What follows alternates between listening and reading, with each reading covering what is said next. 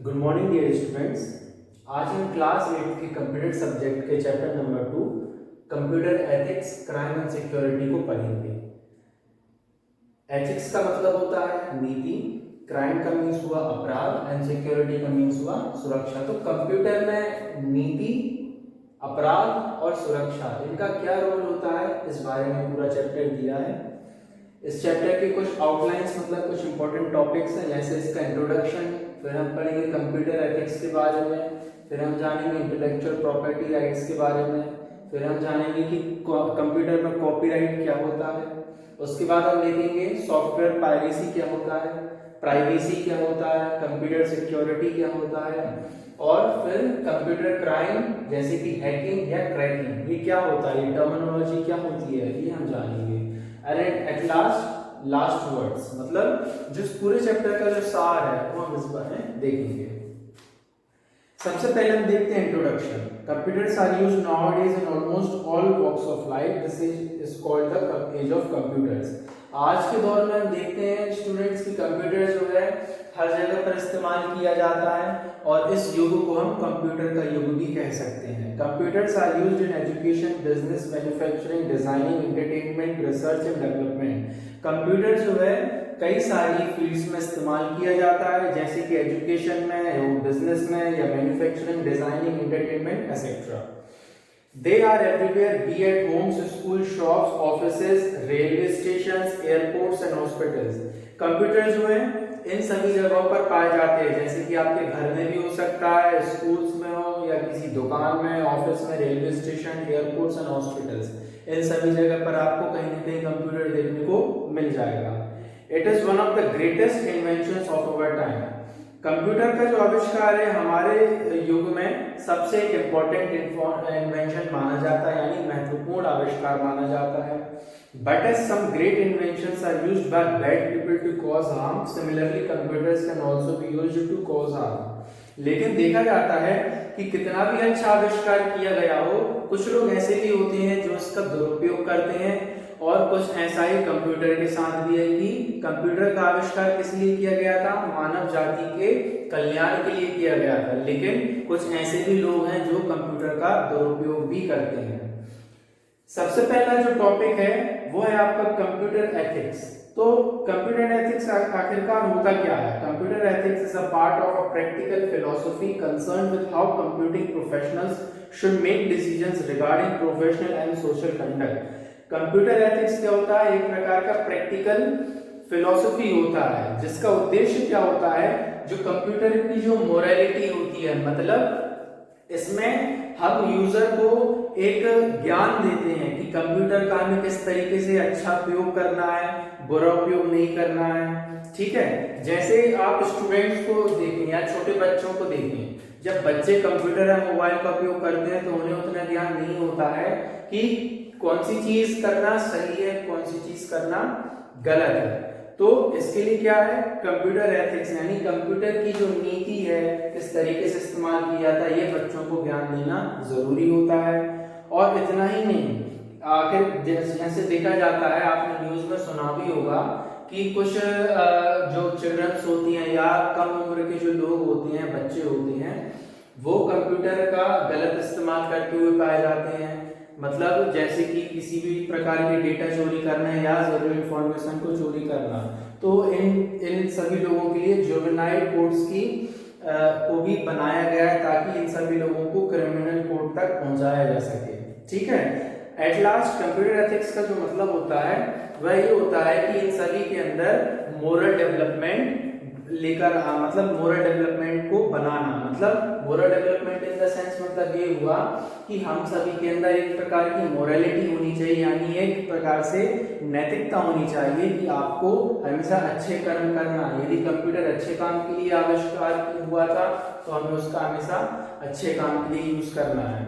लेकिन कुछ लोगों के साथ समस्या ये भी रहती है कि जो कंप्यूटर का जो लोग गलत इस्तेमाल करते हैं, तो वो दो चीजों के लिए हो सकता है, या तो मनी के लिए, मतलब मनी के लिए कैसे आप उसका यूज कर सकते हो कि जैसे आपने किसी का डेटा चोरी कर लिया जो बहुत ज्यादा इंपॉर्टेंट रखता हो, मतलब बहुत ज्यादा जरूरी हो, लेकिन यदि आपने किसी का डेटा चोरी कर लिया और तो वो सामने वाला व्यक्ति क्या कर सकता है, आपसे उस डेटा के बदले, यानी वो डेटा वापस लेने के बदले आपसे पैसे मांग सकता है, या फिर आप किसी की प्राइवेट कोई भी डेटा को आप चोरी कर लें और फिर फन के लिए उसे सब में वायरल कर दें, तो ये भी एक प्रकार से आप गलत काम कर रहे हैं। तो इन द सेंस ये सभी क्या होता है, कंप्यूटर एथिक्स का एक बहुत ही इंपॉर्टेंट पार्ट होता है। ठीक है, अब हम देखते हैं इंटेलेक्चुअल प्रॉपर्टी राइट्स। तो इंटेलेक्चुअल प्रॉपर्टी राइट्स मतलब क्या होता है, जैसे intellectual property rights refers to creations of mind, invention, literary and artistic works and symbols, names and images used in commerce. It is illegal to use them without the permission of the owner or producer.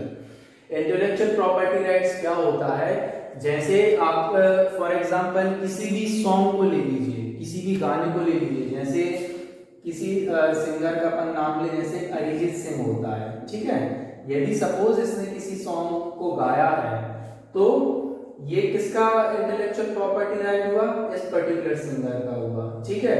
या for example आप किसी video game का आप ले सकते हो, जैसे अभी अभी एक जो करंट अफेयर्स में चल भी रहा है पबजी, जो सभी मोबाइल यूजर्स के बीच में काफी ज्यादा फेमस था। तो इसका जो प्रॉपर्टी जो मतलब इंटेलेक्चुअल प्रॉपर्टी राइट किस कंपनी के पास था, टेंसेंट के पास था। तो ये जो पर्टिकुलर गेम है इसकी सोल राइट किसके पास था, टेंसेंट के पास था। तो कोई भी चीज आप मार्केट में देखते हो, उसका एक मतलब जो प्रॉपर्टी राइट होता है वो उसके ओनर के पास होता है। तो ये तो सॉन्ग का एग्जाम्पल था और ये गेम का एग्जाम्पल था, लेकिन इसके अलावा कई प्रकार की चीजें ऐसी होती हैं कंप्यूटर में जिसका एक प्रॉपर्टी राइट होता है, चाहे वह किसी भी प्रकार का इन्वेंशन हो सकता है या किसी भी प्रकार का आर्टिस्टिक वर्क होता है। जैसे जो लोग आर्टिस्ट होते हैं, पेंटिंग्स बनाते हैं या आर्टिस्टिक वर्क करते हैं, और या कोई सिंबल हो या कोई नेम हो या कोई इमेज हो, ये सभी क्या होते हैं, इन सभी चीजों के प्रॉपर्टी राइट्स होते हैं। और यदि आप इनकी प्रॉपर्टी को बिना इनकी परमिशन के या किसी भी प्रकार का एक सोल राइट खरीदने के बगैर यदि इन सब का आप यूज करते हैं, तो ये इलीगल माना जाता है, मतलब गैर कानूनी माना जाता है। फॉर एग्जाम्पल यदि आप जैसे इसी एक गेम को आप ले लीजिए, इस गेम को यदि आप पायरेटेड करके दूसरे अदर वे में यदि आप इसको इंट्रोड्यूस करोगे, तो ये क्या कहलाएगा, इलीगल वर्क कहलाएगा, ठीक है। लेकिन आज के दौर में अपन देखते हैं कि टेक्नोलॉजी जो है इतनी ज्यादा एडवांस हो चुकी है, तो आप किसी भी चीज की प्रॉपर्टी राइट को या तो चुरा सकते हैं या उसके ऊपर पायरेसी कर सकते हैं। तो इसमें क्या होता है, जो लोग एक्चुअल में मेहनत करते हैं किसी भी काम के लिए, तो उसका उन्हें काफी ज्यादा नुकसान होता है। जैसे ये सॉन्ग है, ठीक है, यदि आप इस पर्टिकुलर सॉन्ग जो ओरिजिनल किसके द्वारा सिंग किया गया था, इस पर्टिकुलर सिंगर के द्वारा सिंग किया गया था, लेकिन यदि आप लिपसिंग करके या इसकी पायरेसी बना के इसको आप दोबारा से इंट्रोड्यूस कर सकते हो, और इनफैक्ट यदि ये वायरल हो जाता है तो क्या होगा, नुकसान किसका होगा, इस पर्टिकुलर सिंगर को हुआ होगा। क्यों? क्योंकि एक्चुअल मेहनत किसने की थी, इस व्यक्ति के द्वारा की गई थी। तो आप एग्जैक्टली इस चीज से समझिए कि इंटेलेक्चुअल प्रॉपर्टी राइट का मतलब ये हुआ कि कोई भी काम हो या कोई भी आपका, चाहे वो इन्वेंशन हो या कोई लिटरेरी सोर्स हो या कोई आर्टिस्टिक वर्क हो, सिंबल, व्हाटएवर, उसका सोल जो राइट होता है या जो प्रॉपर्टी राइट होता है वो किसका होता है, जो उसका इन्वेंशन कर रहा हो, बना रहा हो या उसका पर्टिकुलर ओनर हो। ठीक है, ये था आपका इंटेलेक्चुअल प्रॉपर्टी राइट्स। अब हम देखते हैं कॉपीराइट क्या होता है। You must have seen the symbol C enclosed within a circle. आप इंटरनेट कभी भी यूज करोगे या कोई भी आप ब्रांडेड चीज खरीदोगे तो आपको उस पर्टिकुलर चीज पर इस तरीके का सिंबल मिलेगा, C, कैपिटल C, और उसके चारों तरफ सर्कल है, जिसका मतलब होता है कॉपीराइट। क्या होता है? कॉपीराइट। ये कॉपीराइट जो होता है अलग अलग चीजों के लिए हो सकता है, जैसे कि बुक्स के लिए भी हो सकता है, मैगजीन्स के लिए भी हो सकता है, या किसी भी प्रकार के वेब पेजेस का भी हो सकता है।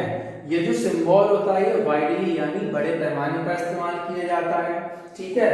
और इसका एक्चुअल मतलब होता है कॉपीराइट को मतलब ऑल राइट्स रिजर्व, मतलब इस पर्टिकुलर, जैसे आप किसी बुक को देखें तो बुक यदि मतलब जो लॉन्च की गई होगी तो उसका मतलब क्या हुआ, ये जो बुक है उसी पर्टिकुलर पब्लिकेशन से ताल्लुक रखेगी, कोई अन्य पब्लिकेशन इस बुक को नहीं छाप सकता।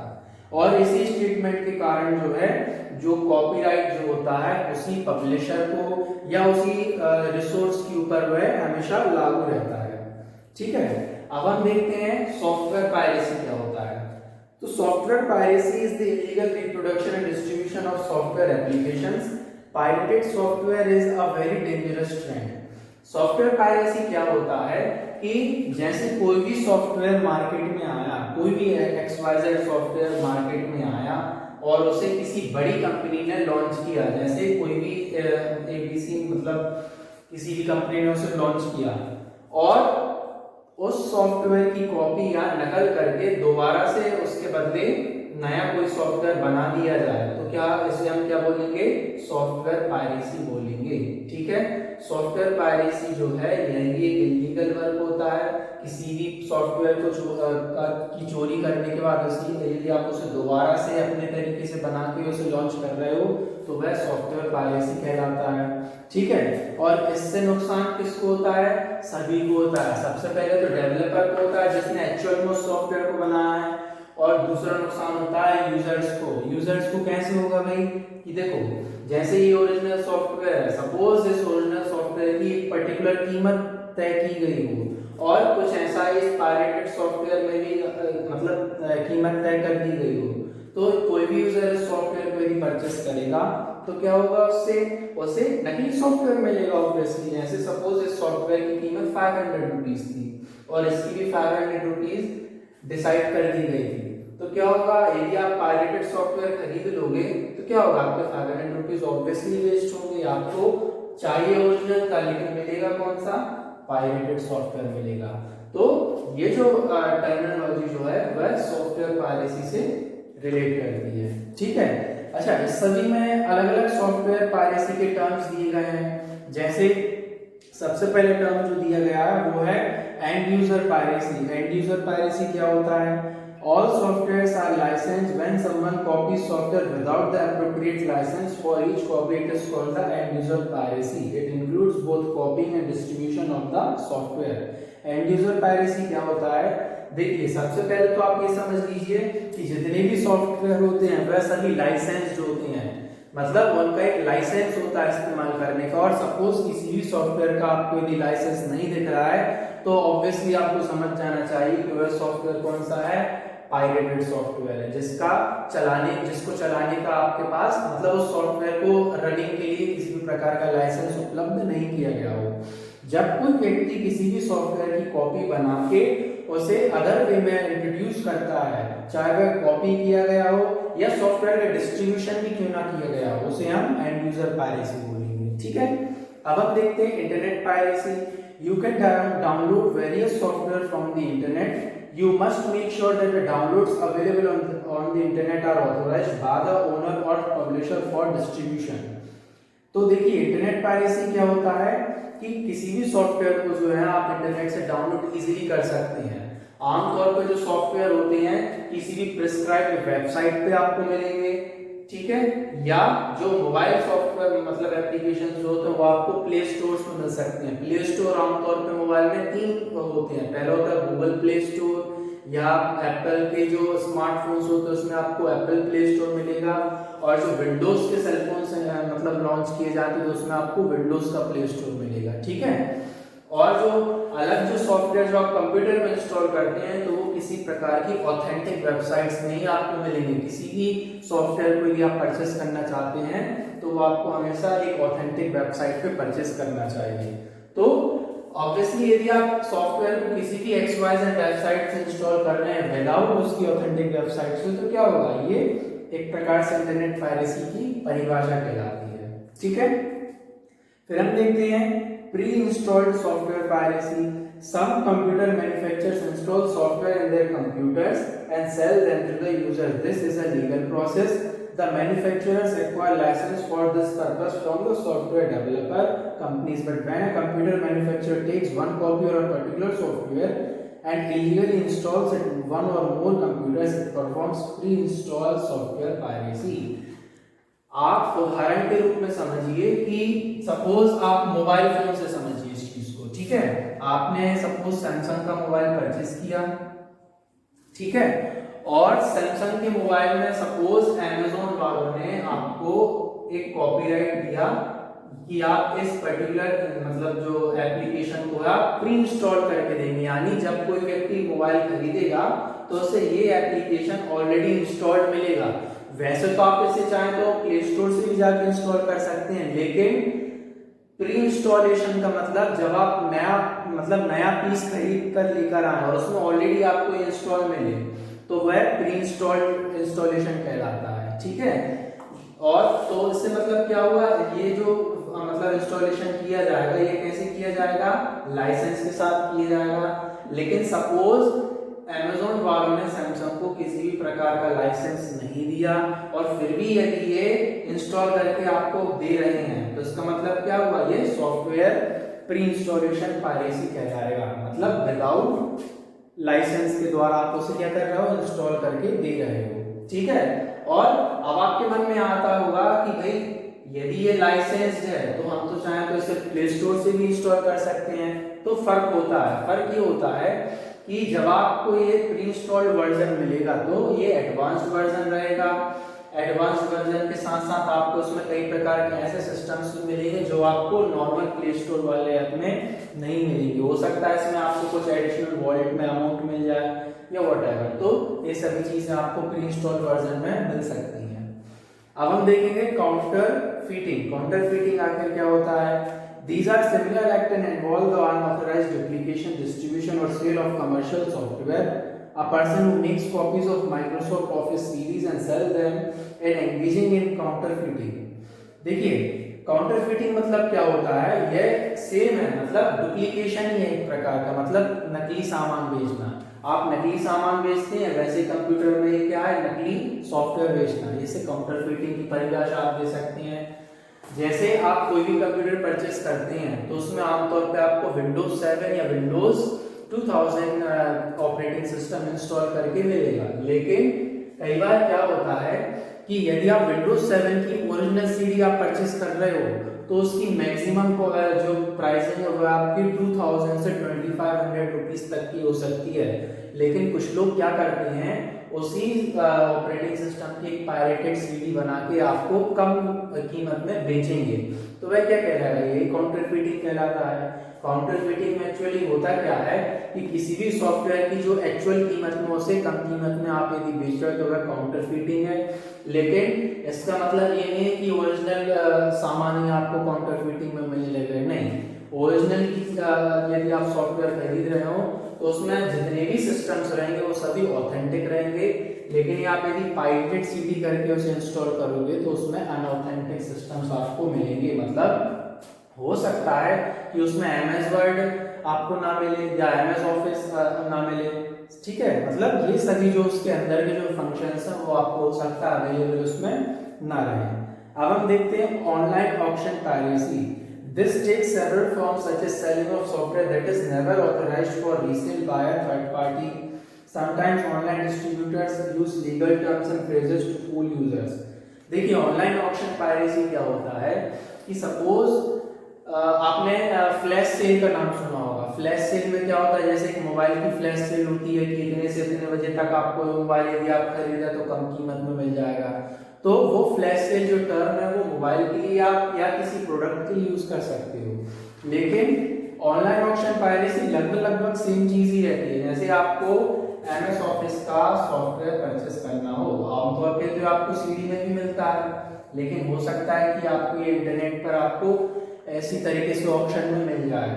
तो इसमें आपको इस तरीके से इंट्रोड्यूस करवाया जा सकता है कि भाई ये आपको ओनली 100 रुपीज में मिल रहा है इतनी लिमिटेड टाइम के लिए।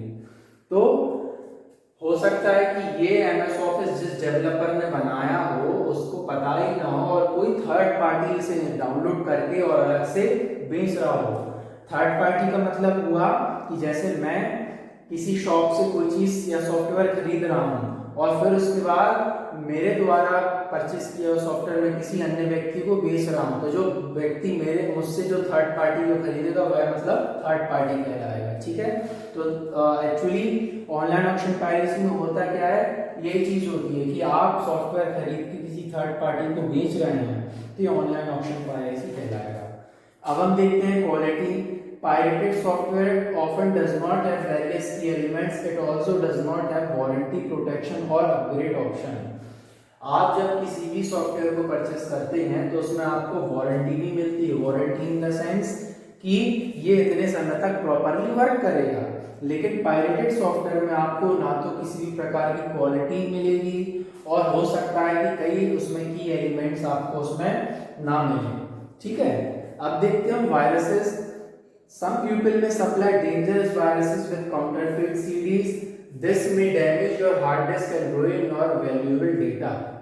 Suppose यदि आप किसी भी प्रकार की counterfeit CDs या pirated CD खरीद रहे हैं, तो हो सकता है उस CD में आपको कई प्रकार के वायरस ऑलरेडी मिल जाएं और जब आप उसको अपने कंप्यूटर यानी सिस्टम में इंस्टॉल करें तो क्या होगा, वो वायरस आपके हार्ड डिस्क को डैमेज कर सकती हैं और इतना ही नहीं बल्कि जो वैल्यूएबल डेटा आपके कंप्यूटर में ऑलरेडी मौजूद हैं वो आपका डेटा भी लॉस हो सकता है यानी करप्ट हो सकता है।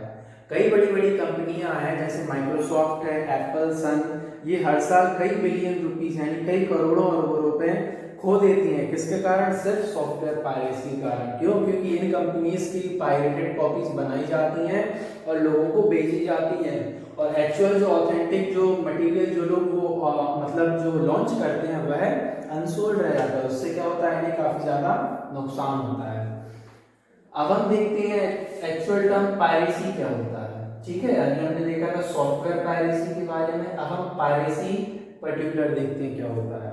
The term often used to describe an individual's anonymity and how safe they feel in a location. Privacy refers to information shared with visiting sites, that how information is used, whom that information is shared with, or that information used to track users. तो देखिए privacy का मतलब क्या हुआ कि suppose आप किसी भी डेटा को वन सिस्टम से अदर सिस्टम में यदि आप भेज रहे हैं, जैसे मैंने ए सिस्टम से बी सिस्टम में डेटा ट्रांसफर किया, ठीक है, यहां से ट्रांसफर किया, तो जो आपका डेटा बी में पहुंच रहा है तो क्या वह डेटा आपका यहाँ पर सुरक्षित है? कहीं ऐसा तो नहीं कि कोई अन्य व्यक्ति आपके डेटा को चोरी कर ले या आपके जो कीमती डेटा को जो है यहाँ से वहाँ वायरल कर दे या ट्रांसफर कर दे। तो ये जो स्थिति उत्पन्न होगी, जो स्थिति बनेगी उसे हम प्राइवेसी बोलेंगे। मतलब आपकी जो डेटा की जो सुरक्षा है वह प्राइवेसी से टर्मिनोलॉजी रिलेट करेगी। ठीक है, और ये आमतौर पे किस पर आपको अप्लाई कर सकते हो? वैसे तो हम कंप्यूटर के बारे में पढ़ रहे हैं तो ये कंप्यूटर से रिलेट करेगी, लेकिन जो आपका डेटा जो होता है वो दोनों फॉर्म में भी हो सकता है, चाहे वो हार्ड कॉपी रहे या सॉफ्ट कॉपी रहे। Soft copy in the sense system to system transfer होना, और hard copy in the sense in the form of pages. जैसे ये बुक है, बुक में आपके पूरे जो चैप्टर्स हैं सभी में इंफॉर्मेशन है, ये क्या है? हार्ड कॉपी है। ठीक है, अब हम देखते हैं कंप्यूटर सिक्योरिटी क्या होता है। अब जो कंप्यूटर जो है हमने पढ़ लिया सॉफ्टवेयर पायरेसी क्या होता है, फिर प्राइवेसी क्या होता है, इन सभी के बारे में हमने पढ़ लिया। लेकिन अब हम पढ़ेंगे कंप्यूटर सिक्योरिटी, मतलब हम कंप्यूटर को इन सभी चीजों से कैसे बचा सकते हैं। Computer security includes procedures and techniques that are designed to protect a computer from accidental or intentional theft, unauthorized access or manipulation. It is both an individual or an organizational concern. Computer security का मतलब जो होता है वह ऐसे procedures या techniques से include होती है जिससे आपका जो डेटा या तो एक्सीडेंशनल या इंटेंशनल चोरी किया जा सकता है। तो सबसे पहले हम समझते हैं एक्सीडेंशनल थेफ्ट क्या होता है। कई बार क्या होता है कि कोई भी डेटा आप जैसे मतलब ए से आप बी में सेंड करना चाह रहे थे और सपोज इन केस आपका डेटा सी सिस्टम में पहुंच गया, तो ये क्या हुआ? आपका एक्सीडेंशनल डेटा थेफ्ट कहलाया। और सपोज आपका पूरा डेटा कंप्यूटर ए में मौजूद है और कोई ऐसे स्पाईवेयर या वायरस के जरिए आपके डेटा को चोरी करने की कोशिश कर रहा है तो वह इंटेंशनल थेफ्ट कहलाएगा। ठीक है, और इसका कंसर्न किसको होता है? इंडिविजुअल को भी होता है। जैसे फॉर एग्जांपल मैं मेरा उदाहरण लूं, यदि मेरे सिस्टम में कोई कीमती डेटा या पासवर्ड्स या रिसोर्सेज मौजूद हैं तो मुझे हमेशा इस चीज़ की चिंता रहेगी कि कहीं मेरा डेटा चोरी ना हो जाए, तो ये इंडिविजुअल पर्सन कहलाया। और दूसरा हुआ ऑर्गेनाइजेशनल कंसर्न। ऑर्गेनाइजेशनल कंसर्न का आप सीधा सा उदाहरण ले सकते हैं, जैसे अभी जो करंट में ट्रेंडिंग है, कोरोना वायरस की वैक्सीन बनाई जा रही है, ऑल टोटल करीब करीब 150 वैक्सीन का ट्रायल अभी क्या हो रहा है, चल रहा है। तो जो डेटा उस वैक्सीन का जो रहेगा वो किस में स्टोर रहेगा? कंप्यूटर में। और जो पूरा जो वैक्सीन का जो ट्रायल जो चल रहा है वो इंडिविजुअल तो कर नहीं से रहा, पूरा कौन कर रहा है? पूरा ऑर्गेनाइजेशन यानी संगठन कर रहा है। तो उस संगठन को हमेशा इस बात की चिंता रहेगी जो हमारा कीमती वायरस का जो डेटा है, मतलब जो वैक्सीन का जो डेटा है वह कहीं चोरी ना हो जाए। तो ये क्या कहलाएगा? ऑर्गेनाइजेशनल कंसर्न कहलाएगा। अब computer security breaches can B broadly divided into following categories. जो कंप्यूटर सिक्योरिटी का जो ब्रीच है वह इन सभी चीजों में मतलब डिवाइडेड किया जाता है। जैसे आपका फर्स्ट है हार्डवेयर। तो hardware breaches can be both intentional and accidental. Cables, modems, phone lines and are often vulnerable to security breaches. जो आपका हार्डवेयर है, हार्डवेयर में यदि कोई डेटा मौजूद है आपका, तो ये दोनों ही तरीके से चोरी किया जा सकता है, एक्सीडेंशनल या इंटेंशनली किया जा सकता है। तो एक्सीडेंशल कैसे होगा और इंटेंशनल कैसे होगा वो भी आपने देखा। सॉफ्टवेयर ब्रीच क्या होता है? It includes computer viruses, password cracking, various snapper programs, malicious codes etcetera. Software breach actually क्या होता है? ये या तो कंप्यूटर वायरस के जरिए आपका डेटा चोरी किया जा सकता है या पासवर्ड क्रैकिंग। पासवर्ड क्रैकिंग की टर्मिनोलॉजी आप समझ लीजिए। आपने कई बार न्यूज़ में सुना होगा कि आपके मोबाइल या ऐसे व्हाट्सएप पे कोई ऐसी लिंक शेयर की जाती है और उस यदि लिंक पर आप यदि क्लिक करते हैं तो आपके अकाउंट से पैसे चले जाते हैं। ऐसा एक्चुअल में हो भी सकता है। क्यों? क्योंकि उस लिंक में कुछ ऐसी कंप्यूटर कोडिंग की जाती है कि आपके मोबाइल का जो डेटा है वो उठ के कहाँ पहुंच जाता है? उस रिसोर्स पे पहुंच जाता है। और वो जो रिसोर्स है वो आपके बैंकिंग पासवर्ड्स को या आपके जो प्राइवेट जो आपका डेटा है वो भी आपका एक्सेस इजीली किया जा सकता है। तो इसे हम सॉफ्टवेयर ब्रीचिंग कहेंगे। Computer networks are vulnerable to security breaches. A weakly managed network can be harmful as networks are used to transmit data information. They may be tracked by unethical people to access information about a company. Computer network जो होता है, जो network जो तैयार किया जाता है वह दो वे में हो सकता है, एक तो एडवांस और दूसरा वीक। यदि कंप्यूटर नेटवर्क एडवांस है तो ऑब्वियसली उसकी सिक्योरिटी भी काफ़ी ज़्यादा टाइट होगी, और यदि आपका कंप्यूटर नेटवर्क वीक है तो ये आप मान के चलिए कि आपका जो कंप्यूटर डेटा है वह इजीली चोरी किया जा सकता है। तो उससे क्या होगा? किसी भी ऑर्गेनाइजेशन का यदि कीमती डेटा है तो वह इजीली एक जगह से दूसरी जगह एक्सेस किया जा सकता है। फिर होते हैं नेचुरल डिजास्टर्स। अब सपोज आपका ऑफिस किसी भी जगह पर मौजूद है, ठीक है। अब नेचुरल डिजास्टर्स का मतलब क्या हुआ? प्राकृतिक आपदा। सपोज जिस जगह पर आपका ऑफिस मौजूद है तो वहां पर कभी आगजनी हो जाए तो क्या होगा? आपका पूरा सिस्टम जल जाएगा, ठीक है। या सपोज जहां पर आपका ऑफिस मौजूद है वहां पर बाढ़ आ जाए तो सब कुछ आपका पानी में डूब जाएगा। या सपोज कोई ऐसा हरिकेन या साइक्लोन आ जाता है। हरिकेन साइक्लोन आमतौर पे तो उन जगह पर आते हैं जहाँ पर सी कोस्ट होता है, मतलब समुद्री इलाके जो होते हैं। और सपोज यदि वहीं पर आपका ऑफिस मौजूद है तो क्या होगा? उसमें डिस्ट्रॉय यानी बर्बाद हो जाएगा। तो ऐसी नेचुरल कैलेमिटीज यदि आपका डेटा लॉस होता है तो उसे हम नेचुरल डिजास्टर्स में इंक्लूड करेंगे। और at last, computer security controls are established and implemented to reduce security breaches. ऐसे कंप्यूटर सिक्योरिटी कंट्रोल बनाए जाते हैं जिससे आपका डेटा जो चोरी हो जाता है नॉर्मली वह बचाया जा सकते हैं। अब देखिए चाहे आपका हार्डवेयर ब्रीच हो, सॉफ्टवेयर ब्रीच हो, कंप्यूटर नेटवर्क हो, ये सभी चीज़ों को तो आप इजीली सिक्योरिटी मतलब कंप्यूटर सिक्योरिटी से आप बचा सकते हो, लेकिन आप नेचुरल डिजास्टर से तो बचा नहीं सकते। ठीक है, उसके लिए तो हम जितना उपाय हम कर सकते हैं उतना हम कर सकते मतलब किया जा सकता है इजीली, लेकिन उसमें आप ज़्यादा कुछ नहीं कर सकते। यदि नेचुरल डिजास्टर्स होना होगा तो ऑब्वियसली होगा, उसमें आपकी जितनी जो आप सावधानियां बरत सकते हैं तो वो तो आपके काम में आएंगी, बट यदि डिजास्टर बड़ा है तो सारी सावधानियां काम में नहीं आएंगी।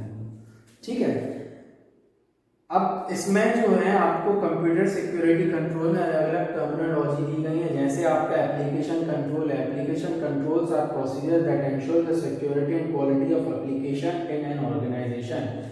एप्लीकेशन कंट्रोल क्या होता है, जितने भी एप्लीकेशंस आपके ऑर्गेनाइजेशन में यूज हो रहे हैं उनकी सिक्योरिटी एंड क्वालिटी मेंटेन करता है। दूसरा होता है development controls, it refers to the security of a system during the developing stages.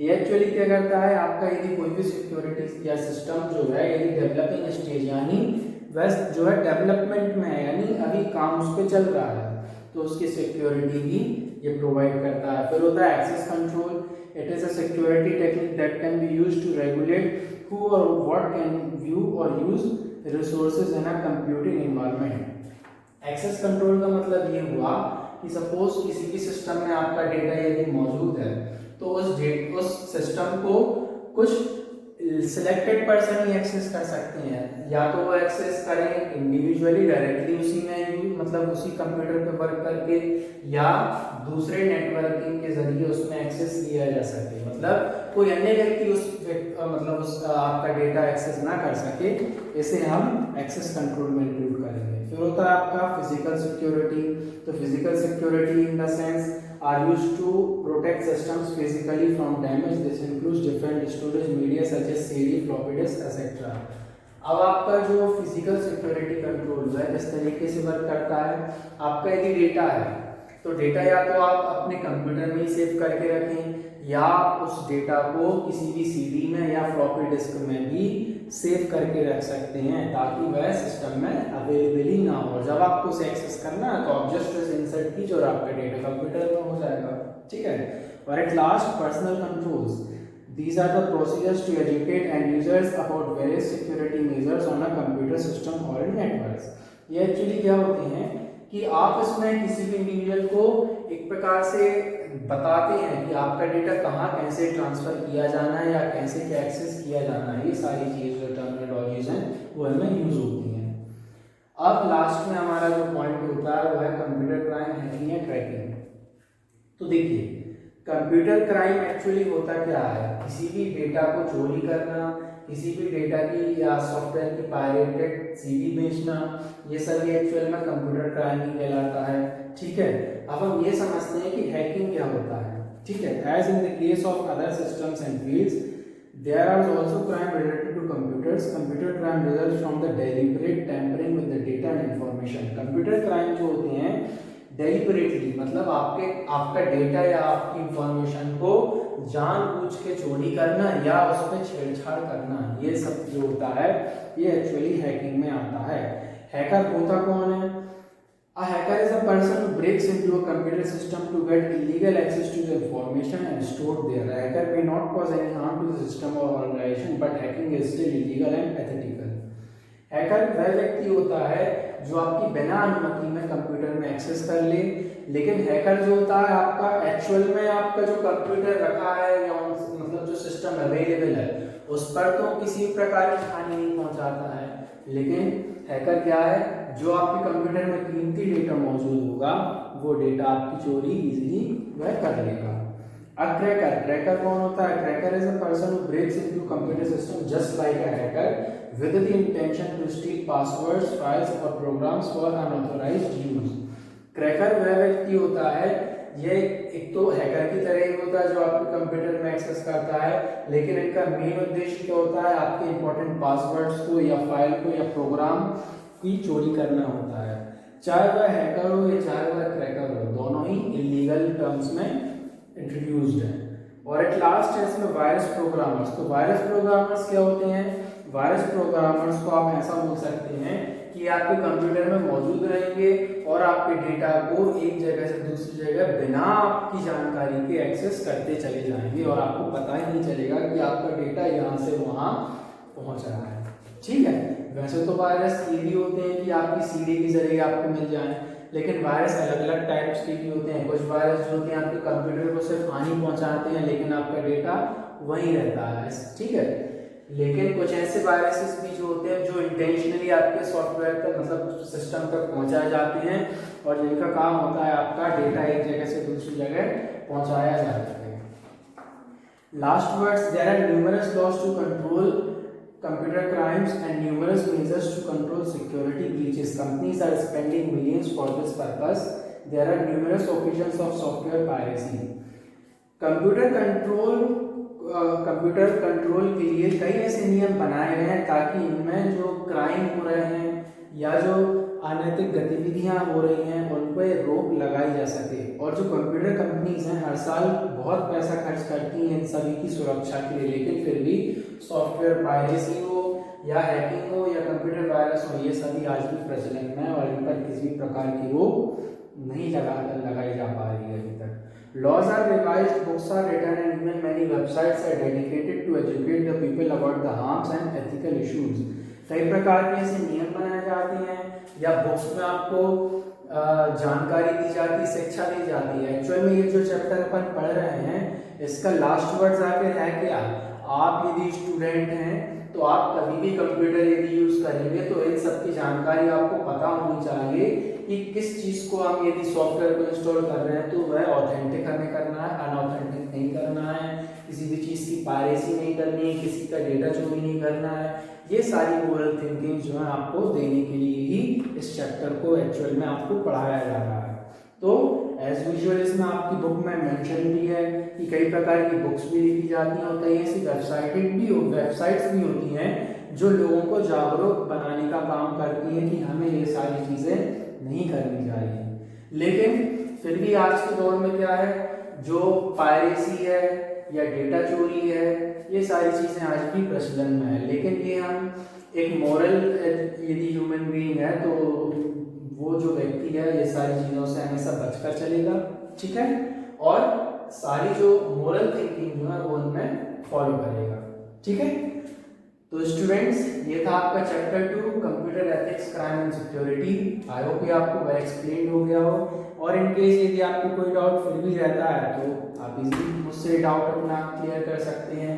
और इसके अलावा इसकी जो एक्सरसाइजेज हैं वो आपको नेक्स्ट स्लाइड्स में अवेलेबल करवा दी जाएंगी। क्वेश्चन आंसर जो है आपको वो कॉपी में करना है और बाकी की जो एक्सरसाइजेज है वो आपको सिर्फ बुक में